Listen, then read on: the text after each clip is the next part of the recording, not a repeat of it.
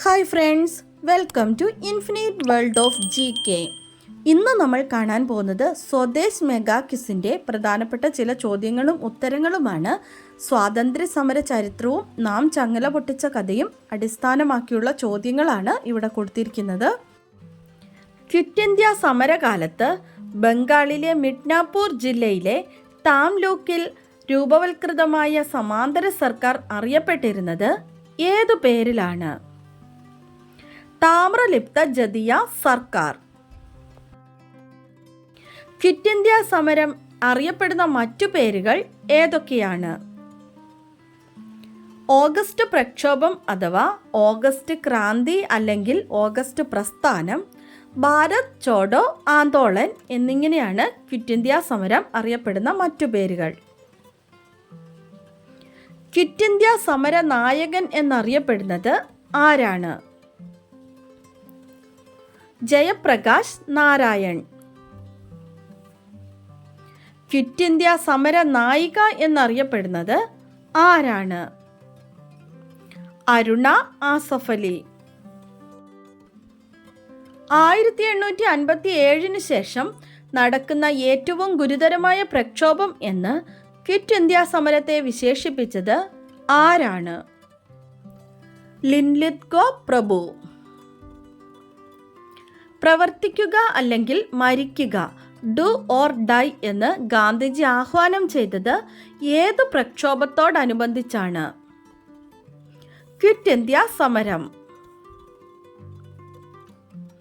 Congress quit India പ്രമേയം പാസാക്കിയത് എന്നായിരുന്നു? 1942 ഓഗസ്റ്റ് 8. ക്വിറ്റ് ഇന്ത്യ പ്രമേയം അവതരിപ്പിച്ചത് ആരാണ്? ജവഹർലാൽ നെഹ്റു. എവിടെ വെച്ച് നടന്ന കോൺഗ്രസ് സമ്മേളനത്തിലാണ് ക്വിറ്റ് ഇന്ത്യ പ്രമേയം പാസാക്കിയത്? ബോംബെ. ക്വിറ്റ് ഇന്ത്യ സമരവുമായി ബന്ധപ്പെട്ട് ഗാന്ധിജിയെ തടവിലാക്കിയത് എവിടെയായിരുന്നു? പുനെയിലെ ആഗാഖാൻ കൊട്ടാരത്തിലെ ജയിലിൽ. ക്വിറ്റ് ഇന്ത്യ സമരവുമായി ബന്ധപ്പെട്ട് ജവഹർലാൽ നെഹ്റുവിനെ തടവിലാക്കിയത് എവിടെയാണ്? അഹമ്മദ് നഗർ കോട്ട, ബോംബെയിൽ. അഹമ്മദ് നഗർ കോട്ടയിൽ തടവിൽ കഴിഞ്ഞ കാലത്ത് ജവഹർലാൽ നെഹ്റു രചിച്ച കൃതി ഏതാണ്? ഇന്ത്യയെ കണ്ടെത്തൽ, the discovery of India. Quit India പ്രക്ഷോഭം ആരംഭിച്ച ദിവസം ഏതാണ്? 1942 ഓഗസ്റ്റ് 9. ക്വിറ്റ് ഇന്ത്യ ദിനമായി ആചരിക്കുന്നത് എന്നാണ്? ഓഗസ്റ്റ് 9. ക്വിറ്റ് ഇന്ത്യ സമരകാലത്ത് രഹസ്യമായി പ്രവർത്തിച്ച സീക്രട്ട് കോൺഗ്രസ് റേഡിയോ സ്റ്റേഷൻ സംഘാടക ആരാണ്? ഉഷ മേത്ത. മഹാരാഷ്ട്രയിലെ ഏത് ജില്ലയിലാണ് ക്വിറ്റ് ഇന്ത്യ സമരകാലത്ത് ഒരു സമാന്തര സർക്കാർ സ്ഥാപിതമായത്? സത്താറ ജില്ലയിൽ.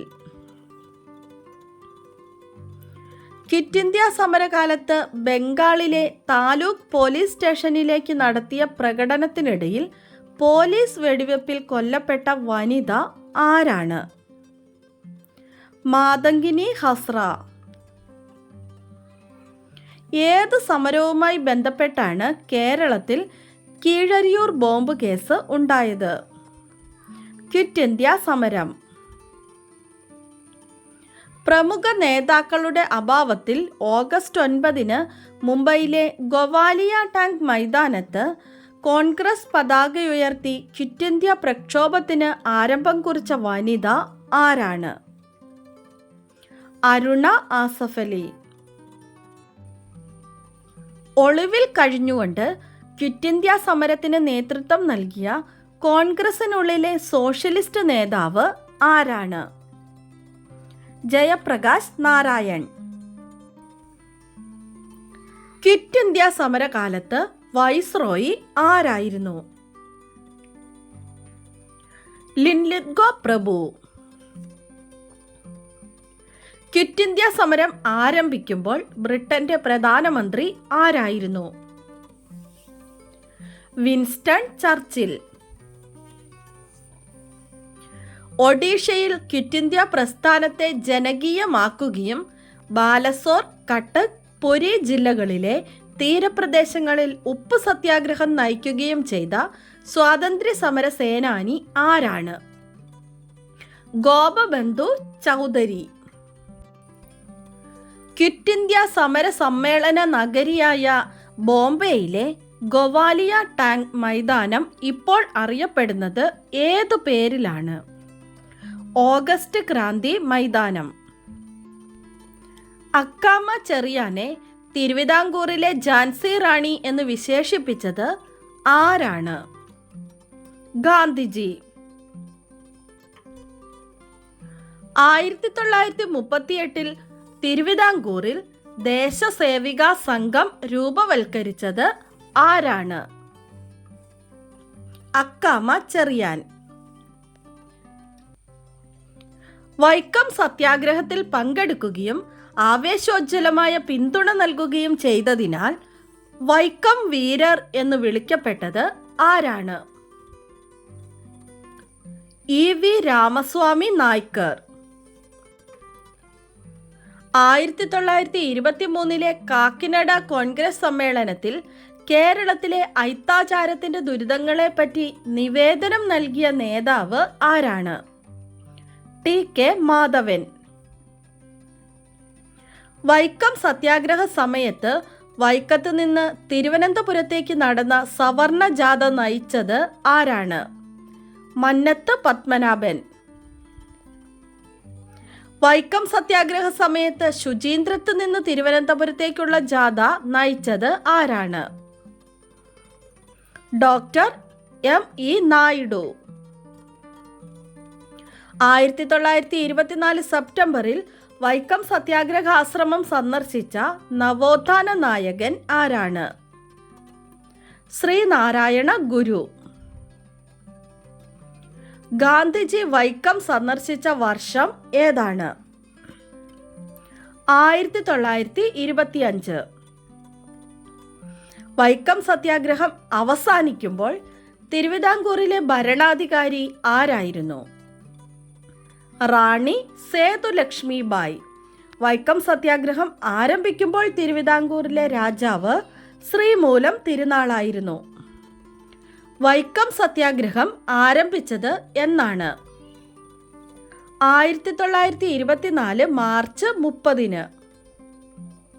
ഗുരുവായൂർ സത്യാഗ്രഹം നടന്ന വർഷം ഏതാണ്? 1931 നവംബർ 1. ഗുരുവായൂർ സത്യാഗ്രഹം നടന്നത് ആരുടെ നേതൃത്വത്തിലാണ്? കെ കേളപ്പൻ. അയിത്തത്തിനെതിരെ നടന്ന ഇന്ത്യയിലെ ആദ്യത്തെ സംഘടിത പ്രക്ഷോഭമായ വൈക്കം സത്യാഗ്രഹത്തിന് നേതൃത്വം നൽകിയത് ആരാണ്? TK മാധവൻ. എത്ര ദിവസമാണ് വൈക്കം സത്യാഗ്രഹം നടന്നത്? 603 ദിവസം.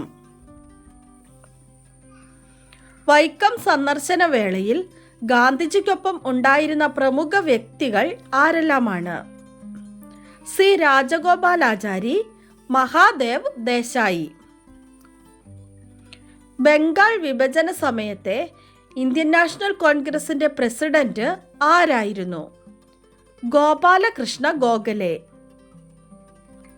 നമ്മുടെ കഴിഞ്ഞ ദിവസത്തെ ബോണസ് ക്വസ്റ്റ്യൻ ഇതായിരുന്നു: സ്വാതന്ത്ര്യത്തിന് ശേഷം ഒരേ ഒളിമ്പിക്സിൽ ഇരട്ട മെഡൽ നേടുന്ന ആദ്യ ഇന്ത്യൻ താരം എന്ന നേട്ടം കരസ്ഥമാക്കിയത് ആരാണ്?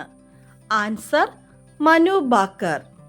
എയർ പിസ്റ്റളിൽ ഒളിമ്പിക് മെഡൽ നേടുന്ന ആദ്യ ഇന്ത്യൻ താരവും ഷൂട്ടിങ്ങിൽ 2 ഒളിമ്പിക് മെഡൽ നേടുന്ന ആദ്യ ഇന്ത്യൻ താരവും മനു ഭാക്കർ തന്നെയാണ്. കറക്റ്റായി ആദ്യം ആൻസർ പറഞ്ഞിരിക്കുന്നത് ഗെയിം ട്യൂട്ടറിസ്റ്റ് and Madhav. Congratulations both of them. അതുപോലെ തന്നെ ആൻസർ പറഞ്ഞിരിക്കുന്ന എല്ലാ കൂട്ടുകാർക്കും ഒത്തിരി അഭിനന്ദനങ്ങൾ. തുടർന്നും വീഡിയോ കണ്ട് സപ്പോർട്ട് ചെയ്യണമെന്ന് ഓർമ്മിപ്പിക്കുന്നു. നമുക്ക് ഇന്നത്തെ ബോണസ് ക്വസ്റ്റ്യൻ നോക്കാം.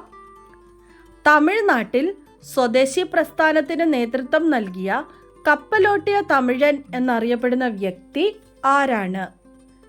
തമിഴ്നാട്ടിൽ സ്വദേശി പ്രസ്ഥാനത്തിന് നേതൃത്വം നൽകിയ കപ്പലോട്ടിയ തമിഴൻ എന്നറിയപ്പെടുന്ന വ്യക്തി ആരാണ്?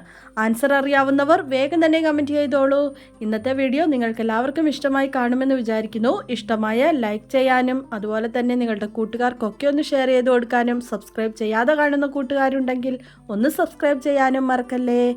അടുത്ത വീഡിയോയുമായി നമുക്ക് നാളെ വീണ്ടും കാണാം. Thanks for watching.